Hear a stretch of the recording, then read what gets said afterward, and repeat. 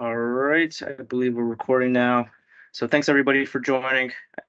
Appreciate all the patience. I know we're running a little behind schedule, but really excited to be able to showcase another show and tell for from Danitrio Collectors that will be presenting today.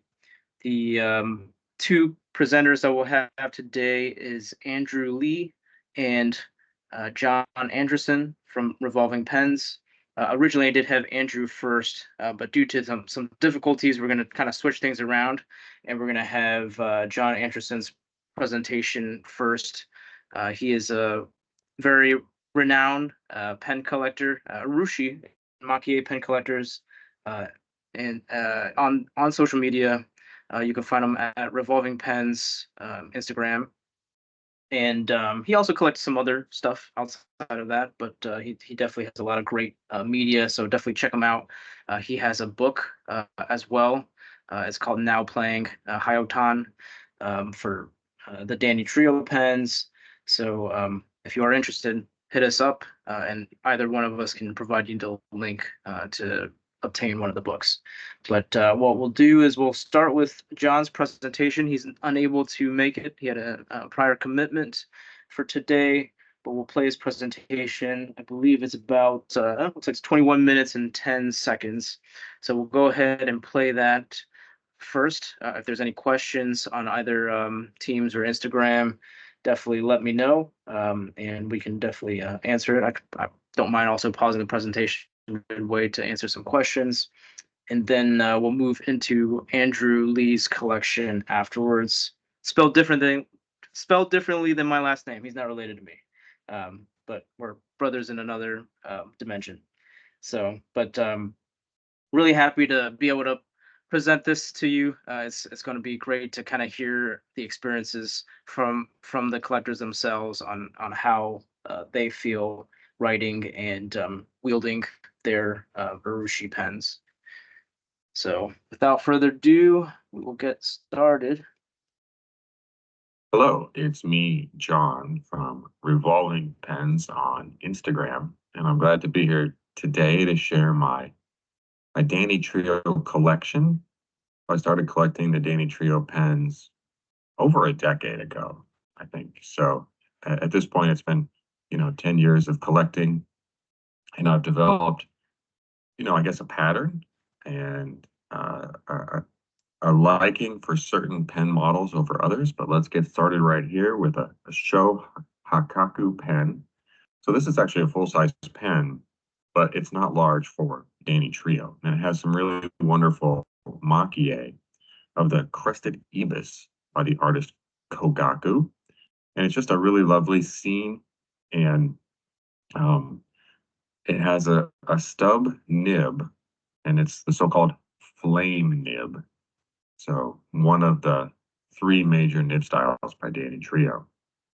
So the next pen is also a Sho Hakaku, and this is a lovely pen with hummingbirds on it and flowers, and it's just a really unique um, design that has a unique sensibility. So it's by the artist Yusei Sai, who's a lady, and I think that in general the artwork of the ladies also stands out.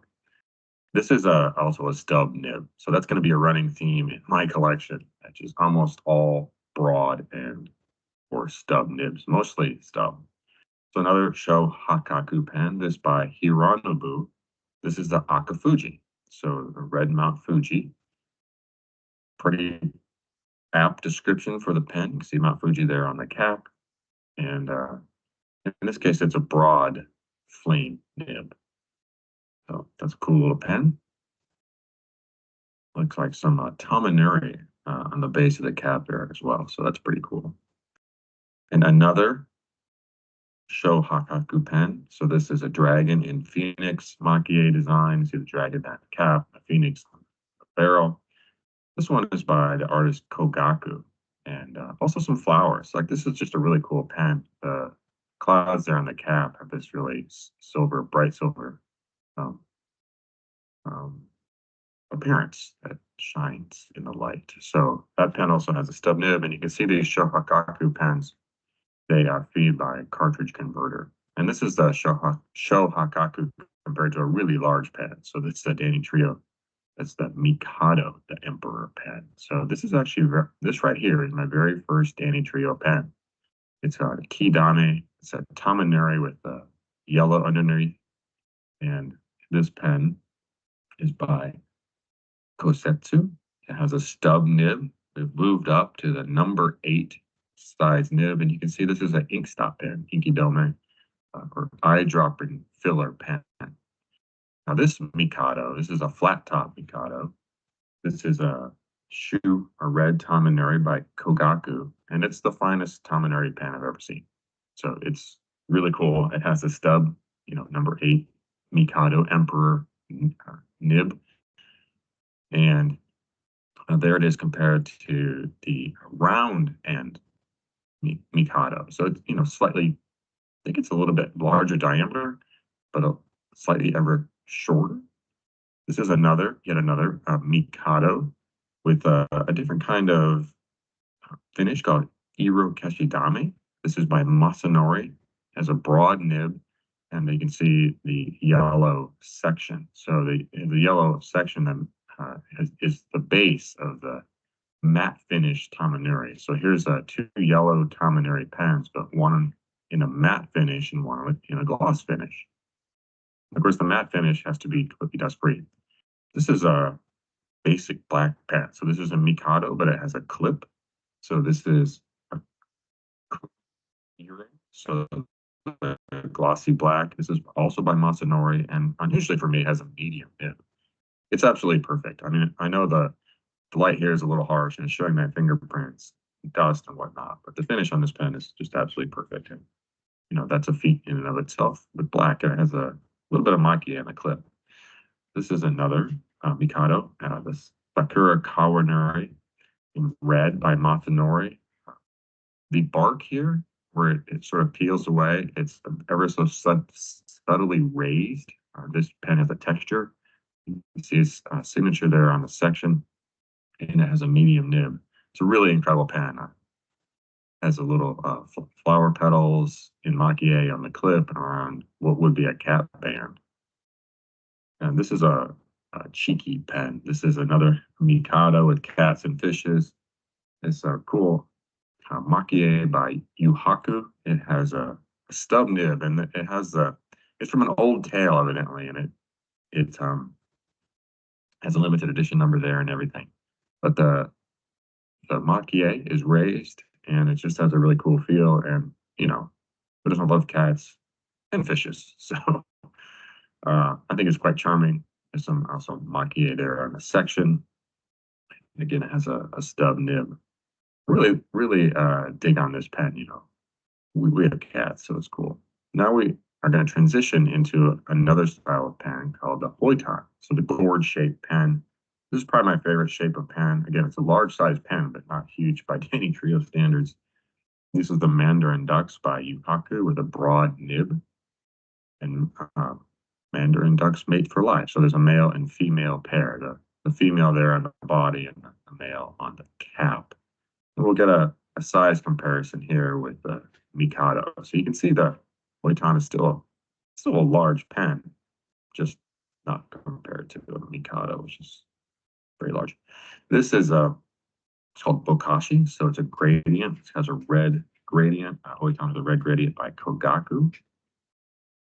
It has a stub nib, and it's just kind of a lovely color scheme. The Hoitan pens, when they originally came out, they had various names. They became known as the Mae West locally, but they all had maki-e. So that's an example of one that doesn't have maki-e. This is a really cool Hoitan pen. So this is Enko Monkeys. The artist right now is escaping me. I'm sorry, but it has a really fantastic maki-e of these two monkeys that are reaching for the moon, or the reflection of the moon in some water. It's very impressive. This has an older, what's called T style nib. It has a medium This is kind of the third style of nib that we're seeing already. But it's a limited edition pen, and just lovely, rich maki-e. Come to another limited edition Boiton with a blue dragon. So this is by Yuji Okado, and it has a dragon that goes from, well, all the way on the cap there into the barrel, and a large piece of blue dragon, but not too much else. Some flames, and it has a medium flame style nib, so-called flame style. So I just love dragons, and happy to have them in my collection. This is a really cool, very, very high quality maki-e pen of Kinyo, these little goldfish by the artist Yusai again.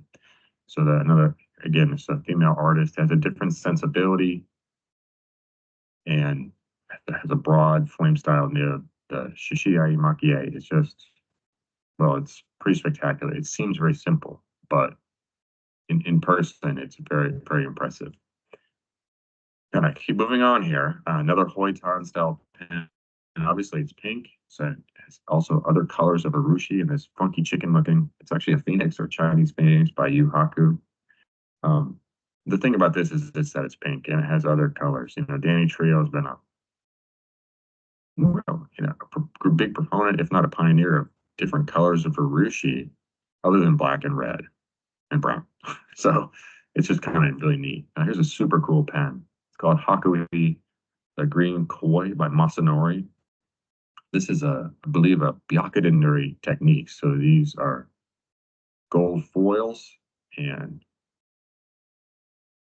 it's just incredible. So I'm glad the light here is sort of showing the glow that you get when you view this pen. Now here's a really cool. This is a Hoiton, but when it came out, it was known as a Grand Trio. This is called Cosmos by Kenji Yamamoto. It has these gradients of the gold particles and a rod around near the section. You can see the pen is named and signed on the section. It has the older T-style nib in a double broad. It's a really cool pen. It's just really cool. I don't know. Very good maki-e. And then a super cool Hoiton is called a Haru Ranman. So this is by Masanori. It seems to be a amalgamation of maybe like a rice husk technique and then painting over it, but it's spring in full bloom. So I guess it's a kind of abstract flowers. It's a very cool pen. Has a stub nib. And then we come to the Kodai Manyo Dragons, the ancient designs of dragon and flowers. This is by Kogaku. Really cool pen, basically a Tamanuri base with some maki-e over it and some different colors.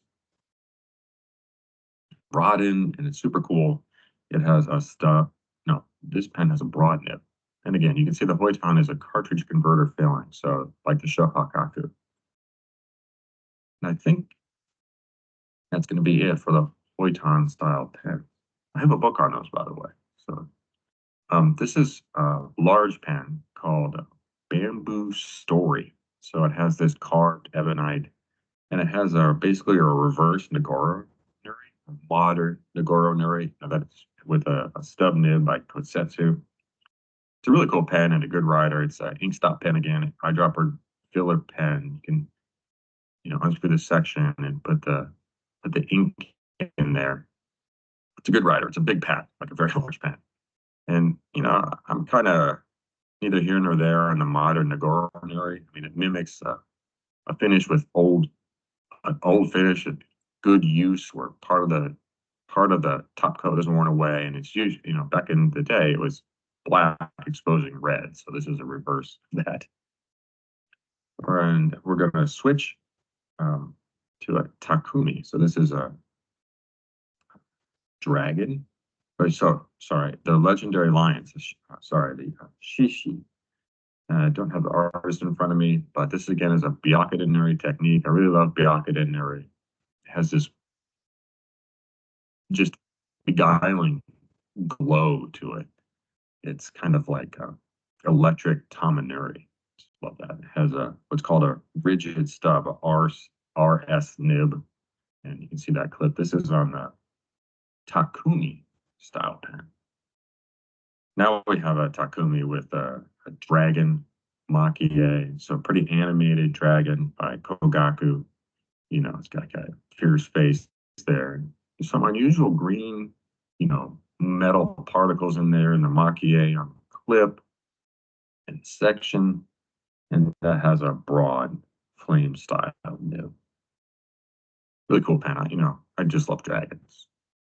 So kind of a sucker for almost any decent maki-e pen with a dragon. Now, this is a really high quality Nanako.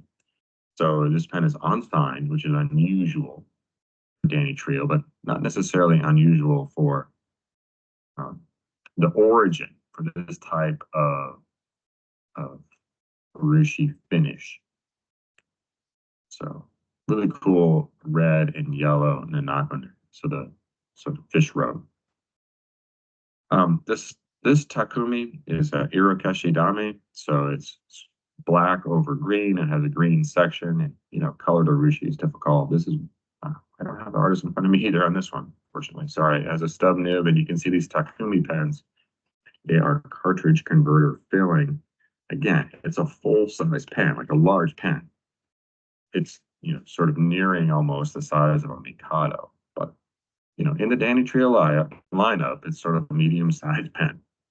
And here's a super cool Hakaku with a Tominari finish and a dragon maki-e over it by Kogaku.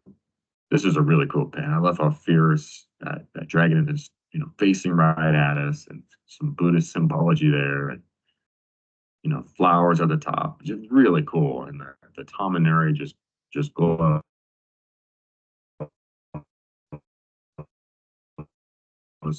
And first maki-e Danitrio that I got has a stub nib. And then we come to the Juni Kaku, so the 12 corners or 12 facets. This is a huge pen. And people think, well, how can you write with these Juni Kaku pens? Well, I think they're very comfortable writers. And this section here is it's large, but it's sort of normal size compared to the pen. It's an inkstop pen, like the Mikado, eyedropper filler. And it's just really great. Look at this platform for Tominari. I mean, it's really, really cool by Kosetsu. It has a medium nib, but like I said, it's a really good writer and just really shows off Tominari like nothing else with all those corners.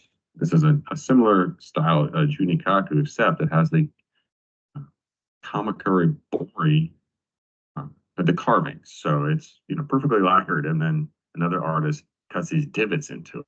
So it's even more interesting. So this one's by Masanori with a broad nib. I love this pen. It's so cool in person. And just to show you how large the Junikaku is, that's it compared to Mikado, which we know is a huge size pen, the Miki Emperor size pen. This is just bigger. So this is a Hanro. This is probably one of the smallest pens Danishio's ever made. This is just a lovely Akigusa Ni Shuzumushi. So you can see the cricket. It's an autumn theme, crickets and flowers, and it has the older T style nib and the stub. Again, it's by Masanori. It's really lovely maki-e in an unusual purple color. This, I don't know the artist or the design, but it's a Hanro with a clip, and I might just call it Ancient Design of Birds and Flowers. I wish I knew more about it. Came to me secondhand. It has a medium, T style nib, and just lovely pen. And these Hanro pens, they are cartridge converter filling, so they're not inkstop pens. That's fine. It doesn't really matter. It's one's not better than another. And you can see again, it might be comparable in size to the Miki Yukari. So again, not large for a Danitrio, but it's still a good sized pen. Now this is a Densho. This is maybe the second Danitrio pen that I got. It is an inkstop pen. It's just in red. So just a Shu Rori Megaki by Kogaku. Has a fine nib. This is, I hesitate to call it flexible, but let's call it soft. It's nearly a flexible nib. And the finish is just perfect. It's very difficult to see where the blind cap opens up from. So this is another Densho in a really cool Shushu Rori curl then with praying mantis. So cool. You know, it shows a variety of chinken techniques. It's an inkstop pen. Like the other one, it has a broad nib. It's by Katsuhiro. And I just think this is a cherished pen. I really love Chinken, you know, because, you know, you can't make a mistake. Maki-e, theoretically, you can make a mistake, maybe wipe it off, start over, perhaps. But with Chinken, no mistakes allowed. And it's just lovely on top of it. You can see the Densho, again, a big full-size pen, just running theme here, not large for Danitrio. So we'll return here to a large pen. So Danitrio large pen. This is just an orange, polished orange. It has actually a very subtle and beautiful finish by Masanori. Back to the number 8 size nib. This is the stub. It is an inkstop pen or eyedropping filling. Holds a ton of ink, of course. It's just lovely to write with. You know, these are ebonite. They're not heavy. The balance is good when you write with them. It is a bit like, you know, writing with a Genkai is a bit like writing with a wand. See how it's just truly enormous. This pen is quite long and with a large diameter. The next pen is a super cool Genkai. I have a little trouble getting it out of the tray here. These large pens fill up the tray. No room for your fingers. But this is a Seirei Nuri, so the dragonfly wing pattern. So this Urushi is layered on some water, and then the body of the pen is pulled up through that, and it forms this sort of web of Urushi finish. So it's super cool technique for the dragonfly wings. This is by Hironobu and has a stub nib. Super love this pen. You can see in the light, at least, the maki-e dragonfly wing pattern sort of glows. And another spectacular Genkai. See the little ladybug there. This is built up Urushi. See the rod and on the ends. This is by Masanori.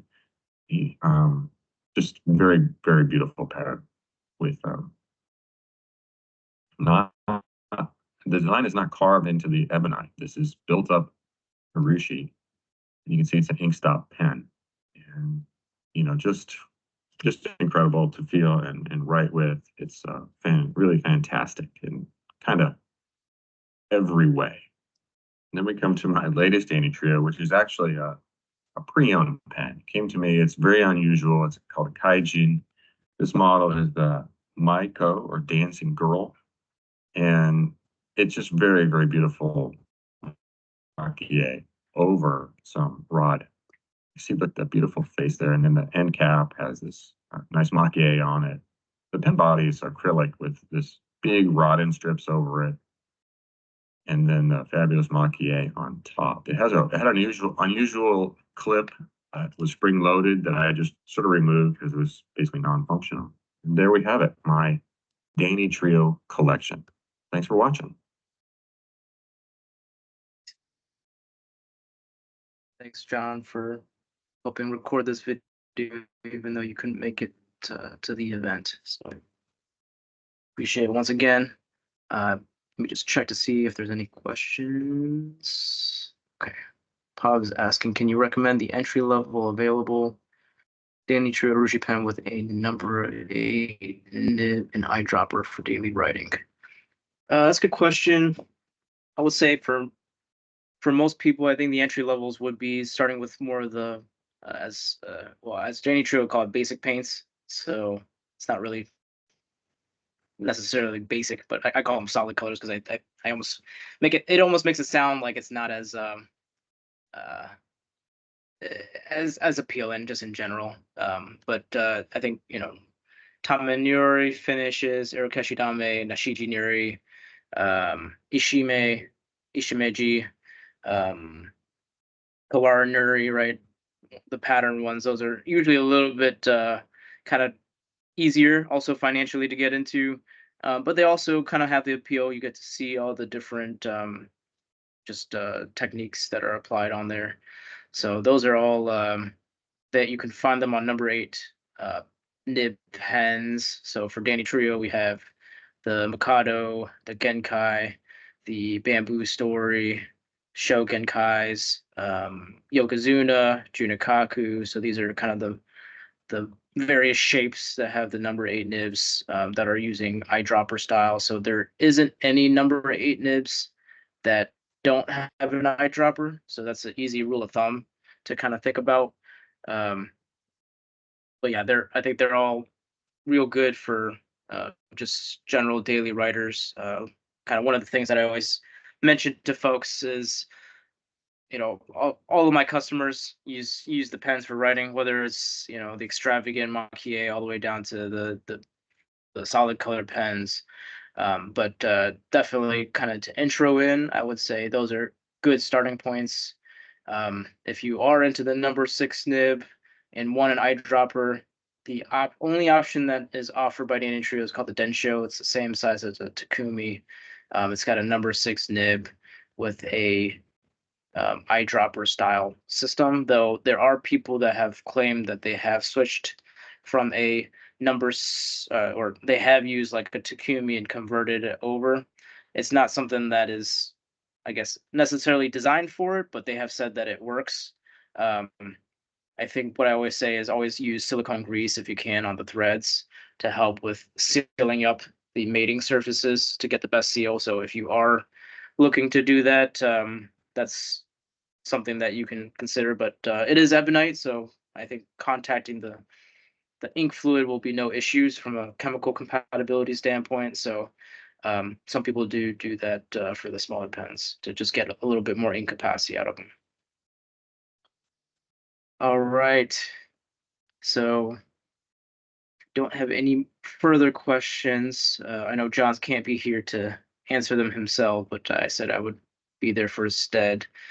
We can move on to our second featured presenter for today, and that is Andy Lee.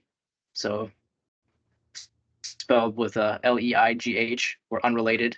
Um, Oh, I know yes, he's that's I know he's much better looking than I am, but he was able to make some well, get through some of the technical difficulties that we had earlier, and jump on for us. So he has a marvelous collection. I've seen quite a few of his pens before. I've met him a few years ago at our first LA Pen Show event, and he's he he's always my comedic relief when I go to oh, the shows, and I'm happy for him to be able to volunteer and jump in to do this for us. So I'm going to just have him start things off. I may divert to share my screen when he needs me, but yeah. Without further ado, Andy Lee. hi there. I hope you can see me because I can't see me on this. So, uh, am I on here, Jason, visually and Yeah, I'm gonna take off my oh, share screen. I'm sorry. So you probably just seeing like the blank. okay. So can you see yourself now? Only in the bottom corner, but that's probably Okay. better since Yes, that's I probably right. left That's from probably no. bed, even though I still keep New York hours. Anyway, it's actually you can tell the truth, Jason. We actually are brothers, but you changed the spelling of your name to hide your shame. At any rate, the I have at present a grand total of 7 Danitrios. I had an 8th one, and I sent you a note about a picture of it. I think you actually have one on the site. I don't know if it's still for sale, but I sent you a little note about that one, and it's worth Yes. talking about Yes. because the technique is so lovely. So if you have a picture of it handy and you want to put it up, we can do that one first, since I can't show Okay. the actual thing. Yeah. Okay. All right. Sounds good. Let me. Just because the I didn't technique is have so a fascinating. picture ready for it. I'm gonna just pull it up on the website. Hopefully, that's the one that you were referring to. I think you had one on the website, if I remember Okay. correctly. Sure. Anyway, what I love about this pen while you're looking it up is the technique is such. Yeah, that's the guy. That's The one. technique is really so fascinating because while I don't know if they actually make it in this way, it would appear that they lacquer the pen in a certain color a bunch of times, then they lacquer it again in another color a bunch of times, then they lacquer it again in the original color a bunch of times, and then they cut little wedges into it so that the upper, it's sort of like an Oreo of color with this is a very weird screen, but I hope you're showing. Yep, there it is. So that you have the middle color just sort of slightly, in this case it's a red, blushing out into the black, and then over time it would appear the red becomes more and more visible, which is even nicer. It's not unlike what happens with some of the Urushi pens, like the dorsal 2 from Nakaya, where the inner color kind of gets revealed more. And I always love objects that evolve over the course of time. I admit I did not have this enough years to be 100% sure of it. My a very, very, very dear friend of mine, who's also happens to be the father of my godson in France, fell so in love with it, and I wanted to give him something as extravagant as his friendship has been to me. So it is now residing permanently in Paris, but it's just an extraordinarily beautiful instrument. And like so many of the Danitrios, particularly the Hyotan model, which I'll get back to in a second because I'm going to show you my Mikados first. One thing I like about it is that it just can sit so well all day in the hand. The real appeal to me beyond any other Urushi pen for the Hyotan is that it is ergonometrically sublime. I'm writing a book. I write it with a fountain pen. I'm writing all day long. And I can't remember. I think that Oscar Wilde said, I think one should either be a work of art or wear one. So I'm trying to create a work of art fruitlessly, but at least I'm using one. That's my variation on his theme. And these things are just, I mean, how could you not want to spend the whole day with this beautiful thing in your hand, except for the fact that it will distract you from writing your book. So just such a it works so well in terms of its beauty, its subtlety. It's a beauty you kind of have to look at twice to really get.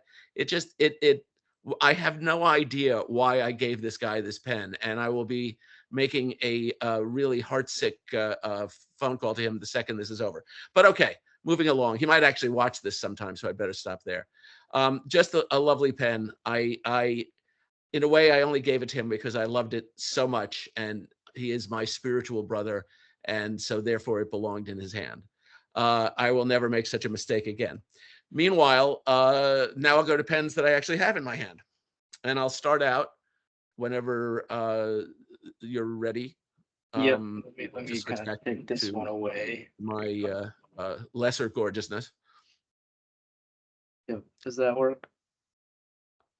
I still can't see whether I'm in the main screen, so I'll just let you tell me. Yeah, you are the main screen to me right now, so we'll Okay. take it. Well, So. I hope you're the only one who has to suffer. Meanwhile, the first of the pens I'll show you, and I'm going to show you what are the more spectacular pens first, only because I want to show you the ones that mean the most to me, and they are not based on their, I don't think spectacularity is a word, but it is for the purposes of this.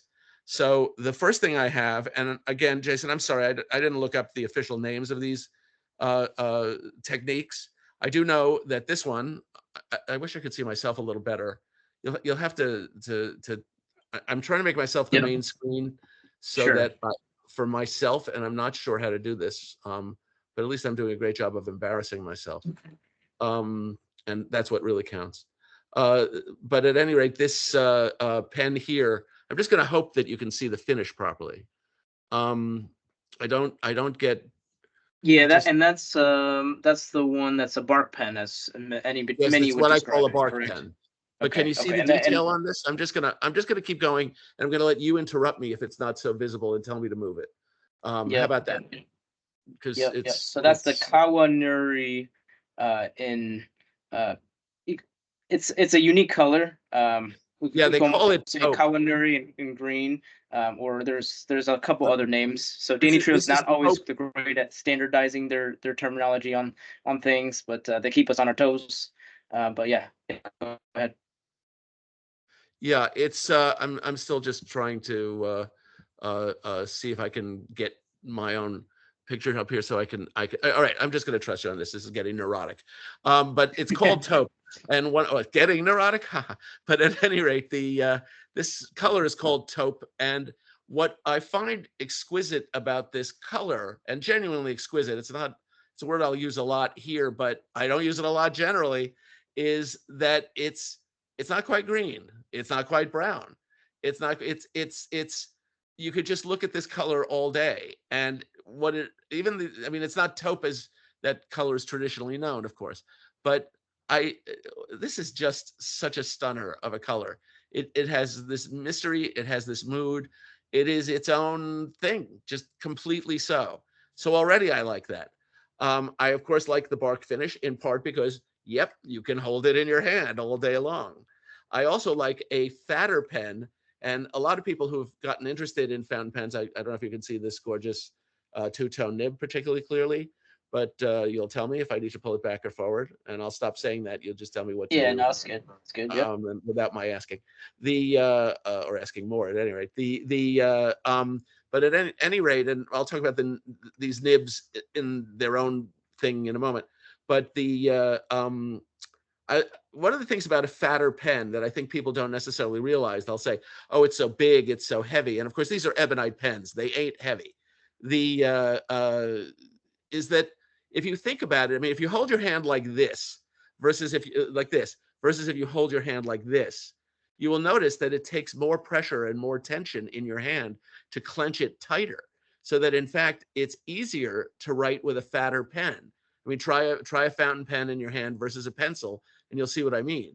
So the width of this pen, in my opinion, wider pens are easier writers for that purpose, or for that reason, I should say. And this model is I think it's the biggest one, the Mikado. And what's also lovely about this is that it has, of course, it doesn't just stop with the surface of the barrel and cap, which really do look and feel like real bark. I love blowing my friends' minds by putting it in their hand and having them think it's a wooden pen. I mean, this is my idea of a good time. Anyway, and I don't know if you can see the subtlety of the painting on the clip. Again, Jason, I'm trusting you to help me out on this, but it's very, very subtly painted with flowers. Yes, with flowers in gold on gold. Yep. Anyway, you just got to trust me on that. Plus, of course, the cap band is the same flowers, but on this beautiful complementary red. So I don't know what to say about this pen beyond wow, because I'm not as articulate as the previous presenter or probably anybody else watching. But I'll move along with my oh, you say the sweetest things. I'll move on with my other Mikado, which okay, same pen, different finish. This is a bright green, and with the same, I believe it's the same shade of red. Let me just check. Yep, same cap, same I'm sorry, same clip, same cap band. Although I know that these vary in other pens and other models of pens.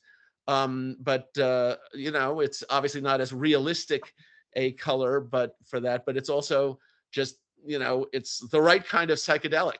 And again, it's got, I'll show you the nib, but you will notice a certain similarity of nibs, but I will get there if I ever shut up about anything else. And now we get to, of course, the magic of the hyotan. And I will go, well, actually, this one has an interesting story attached, because I was looking for one that was in a color, I believe, called wine red, or, I mean, all of these colors are translated differently, are different from different dealers. I mean, just give it up, you know, don't even go there. But I wanted one with that sort of color, and I did later get one like that. But this is an interesting example of a pen. I have no idea what this is called. It's, you know, I call it fireworks, but that's really sort of diminishing it. It's some fascinating just looking thing, and it doesn't have multiple surfaces. This is just all well, not painted with lacquer, lacquered, that's the word, lacquered on there. It shines a lot. It's like on a background, and it shines a lot in both gold and a subtle red. And the thing about this pen is, I sort of bought it on a whim. And then for a while I thought, okay, I don't know what I think of it, and I worked my way through it to the point where it's now one of my favorite pens. And I would have had no trouble selling it or giving it to another French person. No, another that's the only French person I would have, nothing against French people. It's just the only one I know who I would have given such a pen to.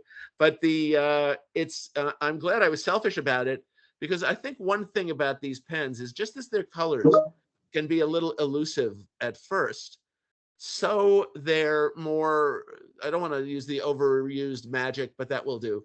So there's a thing, the instinct that got me to buy it was one that panned out in terms of, look, there are some people that you love at first sight and you always love them. There are some people you love at first sight, and by the third conversation you say, okay, we're out of conversation. And then there are some people you really like them. You want to see them again. You want to see them again. And then all of a sudden you love them. That's this dude right here. And you'll be unsurprised at that nib. Did I mention we'll get there? Actually, no, you will be surprised. This is a narrower nib than the others. And I just decided to go for it. But I also had the same thing done to this nib that I have done to most of my nibs, because, sneak preview of this part of the conversation, I like a lot of line variation. Well, then look what came into my hands sometime later. And this is not quite the same red as appeared on my monitor originally. Again, Jason, I'm just going to ask you if the sparkle comes through. I think you're familiar with this color. One thing I like about this pen is that it is more of a matte type finish. It's not as glossy. And again, not to be tiresome, but that does make it easier to hold over the course of a day, or over the course of a minute, by the way. You don't have to use these to write with all day. But these are my everyday writers. These are among my many everyday writers, but this is an everyday, all day writer for me. And these things do matter. But what also is exquisite in this pen is, if it were glossy, wouldn't quite be the same. It'd be a glossy pen with sparkles in it. And yet it's not. That's one of the Ishimeji, so Ishime, so it's got the stone based texture. So what's kind of unique with the Danitrios is they were using palladium powder on these pens. It's gotten so expensive that they no longer put palladium powder on there. It's also actually really hard to obtain because of how expensive it is to also manufacture it. So most Ishime pens that you find out there are using, different materials. So cheaper materials, maybe silver, platinum, or maybe other metallic powders. But that's something that is kind of running to an end. I think there's maybe a couple left out there. It's a unique find. So it's okay. I it's want good first dibs if you have any of them on a Kyoton. But at any rate, so that's just a lovely thing indeed. And I actually, while I admit not from you, Jason, I bought this at the. Did I buy that one from you? I'm not quite sure. No, that one wasn't. Yeah. Oh, I know which. Somebody else. I know I bought two pens. Oh, I know the other pen I've bought from you. Yeah. And I should have shown it first, but too late. This one is wild, though. I did buy it from somebody. Sergeant, if you should ever watch this is from you, of course, at the California Pen Show. And one thing to see in the middle here is that it's not. I mean, this is a sort of almost like a semi-matte thing. In other words, it's gold, but it's not that shiny in your face gold. You can look at it in the sun and not get spots in your eyes. Although there is a very subtle way in which the gold kind of does get a little more exploding towards where the barrel joins the cap. But of course, what's particularly interesting also about this pen is I don't know if this is abalone, but I know it's some sort of shell in this little band that's around just below the section. Yeah, but it's just so delicious. and I'm not sure you will be able to find anybody one, so I can hear you saying, well, gee, thanks, Andy, but what can I tell you? It's a gorgeous pen, and you never know when one will show up. I don't know what the history or provenance of this is. Jump in if you do know. I probably could have sent you a picture of these before the show, but that would be being intelligent and organized. So I know that one is, I believe, made by Kenji Yamamoto. I haven't seen him make any of the more recent Danitrio pens, but he's got a very unique signature that's located on the section of those pens generally. Guess what? Yeah, it's kind of I got a can't read it, but very, I can show it to you. yeah, it's kind of like an old style signature. So Can you see it? uh, It should be right in front of faintly, the camera. faintly, yeah, it should be, yeah, in red. There you go. That's it, baby. Yep.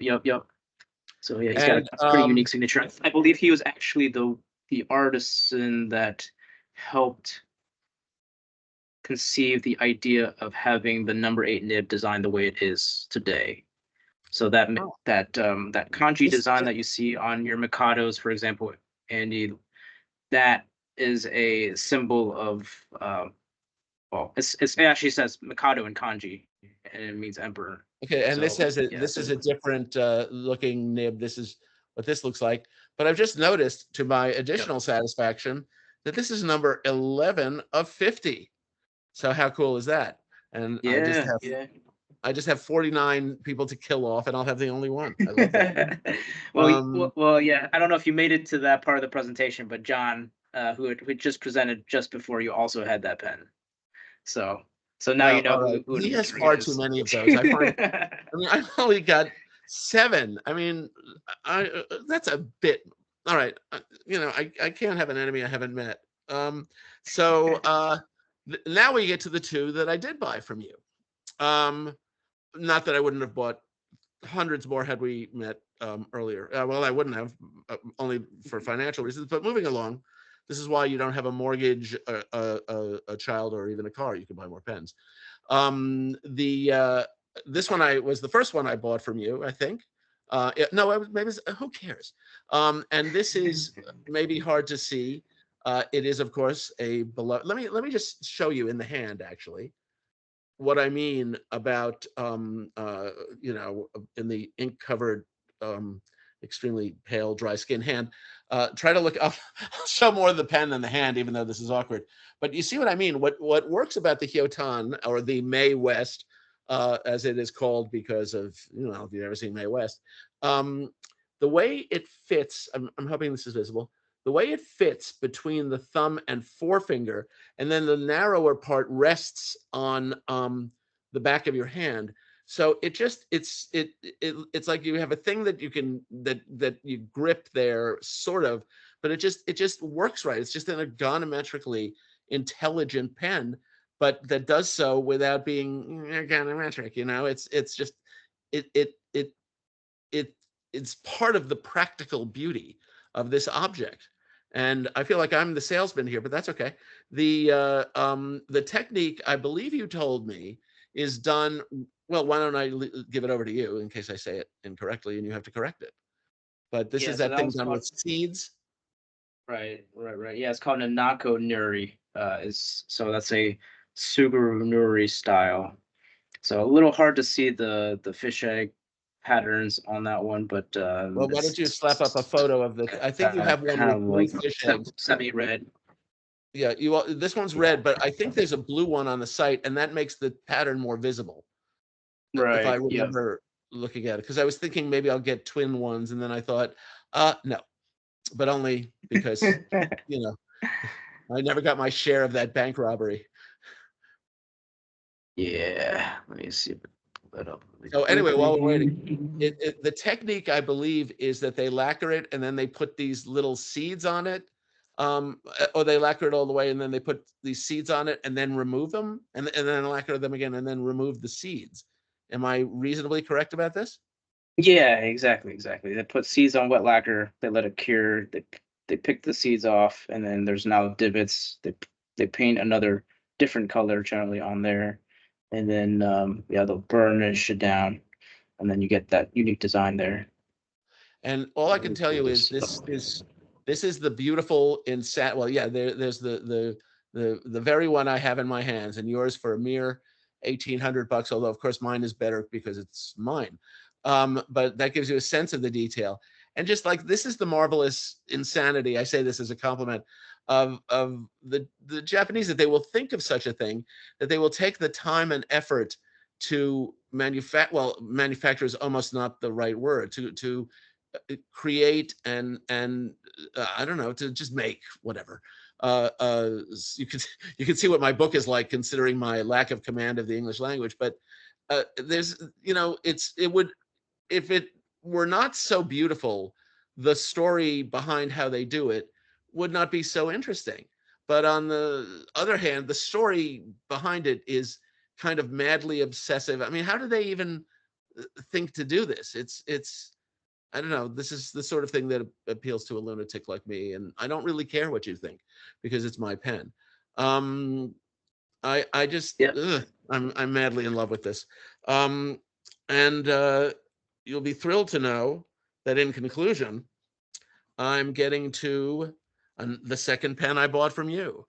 A pen that I was with my now, actually, she was already my ex-girlfriend at one show, and she coveted it madly. And this is a woman who, through no fault of her own, would never dream of spending $2,000 on a fountain pen. But this was where the next year you had another one, and we didn't go until Sunday, and fortunately nobody else was smart enough to buy it. And I never saw this woman snatch an object into her hand as quickly. I mean, you remember this, right? She just, that was it. I do. I And then do. she kept calling me I back was to the actually table. surprised that there was another one that was made, because originally Danitrio had told me that they didn't think they were going to make anymore. The year, like that same year after you bought, because I think you bought it in 2020, and then I think we had multiple inquiries after that about that specific one, and I kept on telling people, I asked Danitrio, and they're like, I don't think we're going to make this one. And we'll make it on the Shoha Kaku. So those next couple of years, it was on a different shape. And then all of a sudden, this one showed up, and we're like, oh. And then we brought it to the show, and what do you know? Your girlfriend, Betsy.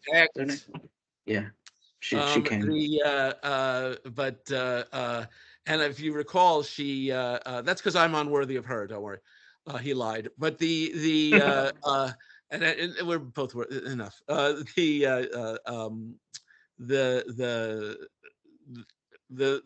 funny thing was, I don't know how to describe it. It's only interesting as a part of the story because that's, I think, possibly, if not typical, that's probably one of those things that's happened before, where a person wants to jump and grab it. And I don't know if you recall, she kept calling me back to the table and saying, buy this. And tell me to buy this. I just spoiled the punchline. And I would say, buy this, and walk away. I knew she wanted it, but it was such an interesting, she didn't want it because I had it. She fell in love with it because there was one around and she could love it more and more. But this, unlike the fireworks one, was an insta love that will never go away. And I call that, does it zero justice, but what can you do? Yeah, you're right. I'll try to do it more justice here. I call it the Mount Fuji pen, which I hope is not artistically no, that's correct. It's racist, called Aka Mount Fuji, and Aka, as many of you know, it means red in Japanese, and it's to represent kind of that look that, especially if you look at a lot of pictures, it's a red horizon. So they're trying to portray the beauty of that, beautiful kind of like sun, kind of sunset, or sunrise horizon that you get over Mount Fuji. Oh, so this is Mount Fuji. Oh, cool. Yes. Yes. That's useful because now I'm not just a living cliche. But this is done with a number of techniques. It seems to me in the clouds, you'll notice there are flecks of gold. It's not just gold itself, but there are little, it's like pieces of glitter, but not in a tacky way. The only thing tacky about this is the owner. So that's one presumably technique. And then you have the painting of the lower clouds or whatever's below the mountain itself, which seem to be in the lines just slightly, you can feel them, they slightly stick out, you know, they're slightly, I guess, embossed as it were, although by hand, I presume. And then there's that sort of shininess that's not unlike the red one I just showed you, that's on the inside of that. And then, of course, we get to the snow, which is just, I mean, that makes it pop like crazy. It's beautifully and obviously even more carefully than in a band, um, executed so that it looks like the snow at the top of the mountain. There's a cluster of it at the top, and then, you know, paths of it go slightly down. And that's in what I presume is yet another technique. And it also doesn't really matter, because what do you care what technique it is? It's gorgeous. You know, it's not gorgeous because I mean, this is my theme about the last pen. And I'm just crazy about this pen. Now, Yeah, it's definitely now has we, the less is more type of design, and and it's also like got a there's lot of kind of, more. yeah, right. So And I it's don't also know has what the, I think, mother of pearl, that's at the exactly. top of the mountain. So it's And kind so of a this pen beautiful pen look. was how you had it. And I also had my original ones in a stub nib. But what I did with this, and this gets to nibs generally, is fortunately the maestro Mike Masuyama was grinding nibs at this show.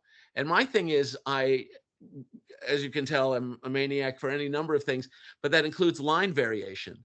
And so I immediately brought it to his table and had, not that this is necessary, but I had him stub it a bit.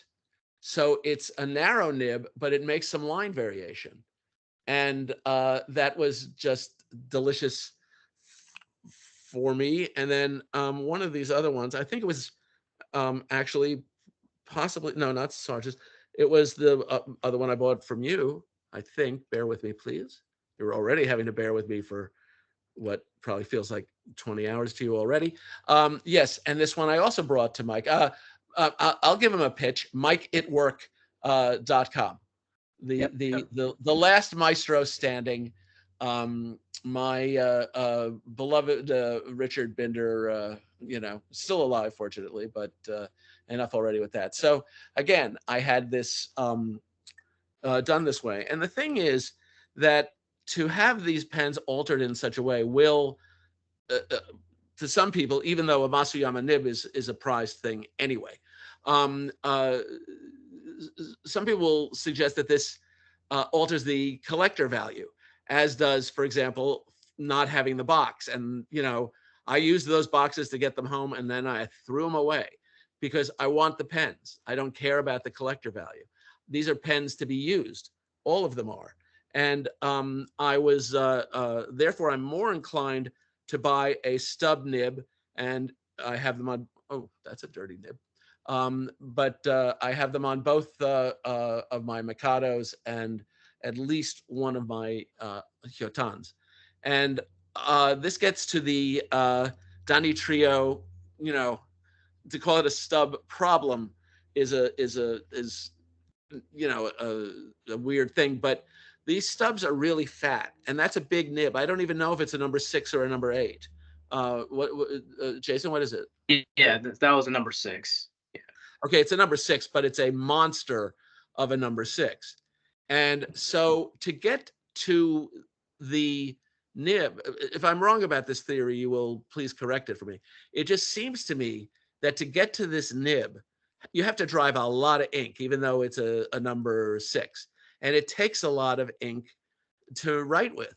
But it seems to me that it's not a problem with this nib so much as in Western script, you're kind of flowing along. And if you're writing Japanese, you're making ideograms.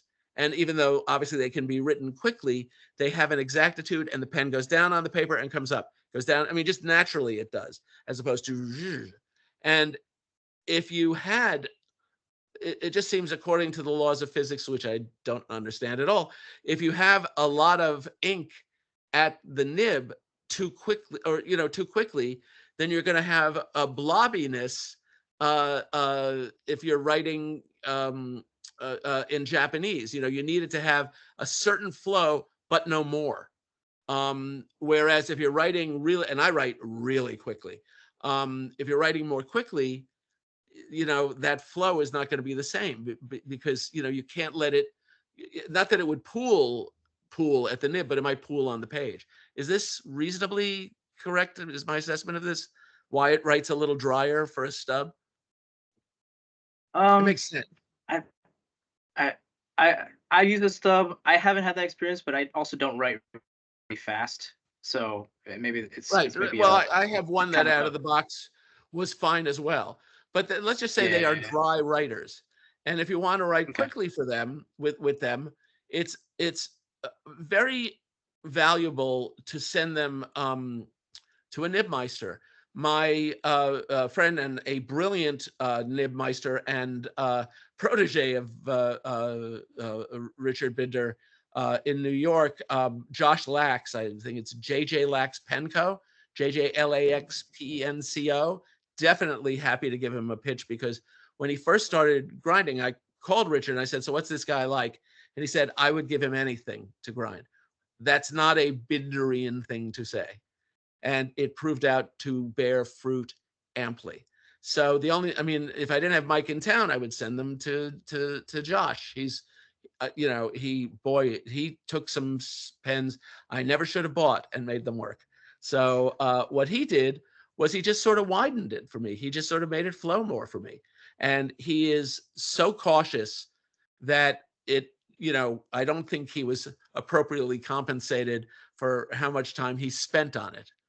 And what I would say to you is, if you are concerned about that problem, I think at the last pen show, an adjustment for Mike cost $30, a grind cost $60, a fancy Japanese grind, which maybe you can do on some of these, if anyone can, cost $80. And come on, people, if you can afford $2,000 for a pen, and you don't have a couple of months, and even if you had a grind as well as an adjustment and insurance, and that, you'd be out for less than $150.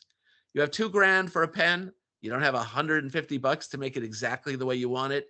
You're a child and you don't deserve one of these pens. That's all I can tell you. You should have it the way you want it anyway. But even if you're concerned about a flow thing after you write with it, you should send it to one of these guys and you will have a writer of paramount excellence. You might want to just do it anyway to make sure it's fully, because while they come fully aligned from the factory anyway, you may want a little grind on it. You may want a little something else done to it. It's insane to not be, let's put it this way. If it doesn't write the way you like out of the box, come on, spend the money, spend the time, take your vitamins, live a little longer. You won't mind not having had it for a couple of months. And that was essential to my love of the pen, and the writing of the pen anyway made it possible. Now I can write with it like some unfortunate soul will write with a Bic click. I can write with it so fast. This flies across the page with a stub nib. It makes stunning line variation. One of them I think did right out of the box anyway, but I just know that this is considered that dryness for someone who writes Western script has been considered a problem by some people. And it's, you're investing your money. I would hope that people would be grown-ups and not let that get in the way when you have artisans who work with such mastery as to just make them sing. And that's what I can tell you. I don't care what the models are called. I don't care what the finishes are called. I don't care about the boxes. These pens are to be used. And if I am homeless and in the street and I have to sell them to buy drugs, I'll just buy fewer drugs if they're not as collectible, because I don't care. And do not befriend me just because I'm 63 and you think I'm going to leave them to you in my will. That's not going to happen. But if I really like you, maybe a pilot falcon. That's about it. I don't know what else to say, but I feel like I'm, I enjoy the fact that I'm just a guy who likes pens and I just want to write with them. And that's it. That's all I got. I want them to be the way I want them because they're my pen. I want to write with them all day because that's what I do with them. And why would you not want to write with a work of art if you possibly can? That's all I have to say, and it's far too much anyway. Anything to add if anyone's still awake? Well said, Danny. I really About people appreciate being the asleep? Thanks, buddy. no, the firsthand experience, the just the you know the articulation you put on just describing, yeah, kind of your experience with writing with them. I think is very helpful for many who's looking to find kind of their optimal writer, and how to optimize the experience on the writing. So how to make it more And functional for them. So And in all seriousness, if your idea of a good time is to put it in a glass climate controlled case and just look at it up on the shelf, it is a work of art. It is handmade. It's your pen.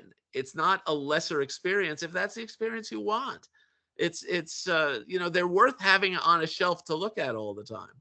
And obviously you have to be very careful with the Urushi pens, but I have to tell you, while I don't, I don't mess around with them, this finish is, let's just say, it's not, I would not want you to take a foolish risk, but this finish might be a little tougher than you give it credit for. Let's just put it that way. I mean, it's not a consideration if you take reasonable care when you're putting it down and so on. It's not. I think people will look at these things and say, "Oh, they're so fragile. I'm afraid to use them."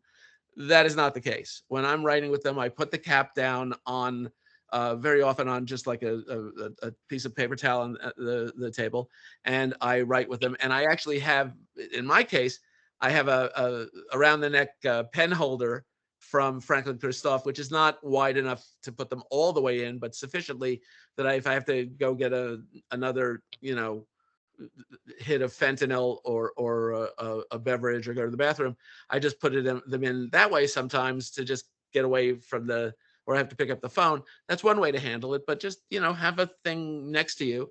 And if you're afraid it's going to roll off the edge of the table, just make sure you put the clip down and it will keep the barrel from rolling off. This is not tough stuff. They're much easier to use and to keep in good condition than might appear. And don't be an idiot either. I just want to say that was I do have a heart. Oh yeah. I did see that there is some questions. I do have a hard stop, unfortunately, in 4 minutes with a private pen showing, but I did see some questions. I think I just heard Andrew maybe step in too. Andrew, did you have a question? No, I just wanted to say thank you for the fascinating presentation, Andy. It was lovely to see your Danitrio collection and to hear your thoughts on your writing experience with them. So, no, thank you very much. Thank you. I hope you're not saying that because we're both named Andrew or we have to stick together. Although it's quite charming that Jason and I are both named Lee and we're sticking together. So basically, anyone who doesn't have an Andrew or Lee should really go away. Pop did answer. Yeah, I'm sorry. Go ahead. I just wanted to say one thing on the back end of what you were saying about treating Urushi. What Urushi, in its sort of very fundamental terms, was ever sort of used for protection, which I find quite interesting. I mean, makes sense. All your samurai armor was covered in Urushi, so it was there to be used and there to protect. So that's why I use my Urushi fountain pens on a daily basis, whether it's at home, work, or wherever. I don't try to mollycoddle them because I know they're workhorses, and that protection will be there for forever. Your mouth to God's ear. Yep. And do you see Pav? Yeah, thank you, Andrew. Pav has some questions. One is, do you use Instagram, Andy? He was asking if you had an Instagram handle. I do have an Instagram handle. It is, I'm sorry to tell you, Ampersandy Andy, because Richard Binder persuaded me to write my name with an ampersand Y. Get it? And-E. But ampersand Andy was not nearly vulgar enough. So it's ampersandy Andy. Ampersand, like the actual word or the symbols actually there? Word, yeah, I wish I could have used the symbol. No, the word ampersandy Andy, AMPERSANDY ANDY, no spaces. AMPERSANDYANDY. Okay. Yes. Okay. And I think I have to approve your request because I have many powerful enemies, but you don't have to tell me what it is. I'll just, say yes. And I also am going to transfer over. I used to, every time I used a new pen, I would give a little sample of it and the writing, and I have a big album of those on Facebook. And at a certain point, I'll transfer those over because Facebook is the devil's spawn, and I don't want to be on it anymore. Gotcha. Nice. There's another question that says, do you find the nibs soft out of the box? As somebody who has a huge number of vintage pens with really flexible nibs, let's put it this way: they are not. They would appear like they are nails. They certainly are not. How soft is soft to you? I don't know, but they've never needed to be worked in to have, just to my mind, enough flexibility. They're not even semi-flex, but to have enough flexibility to recover quickly. So yes, they are certainly soft enough, depending on what you consider to be enough. Out of the box. Let's just put it this way: when I buy regular old pens, they're mostly Jovo and Bach nibs, and I always favor Bach nibs because they have a little more give. And I would say that's a good way to describe this. Not, they have a little more give, Awesome. without having to recover. Awesome. Thank you, Andrew. I'm gonna actually wrap this recording up, but I'm gonna let you stay on if you're still available, because I know there's a couple more questions. This Teams meeting will not be closed as soon as I leave, but I do have a one-on-one private pen showing right at 2:30, so I do have a hard stop. But thank you so much, Andy. This is I'm really the amazing to have Andy this of kind the experience. Andrews. Don't forget. Yes, Hence yes. I'll keep on saying Andy until I click in my head, because I've said both to you.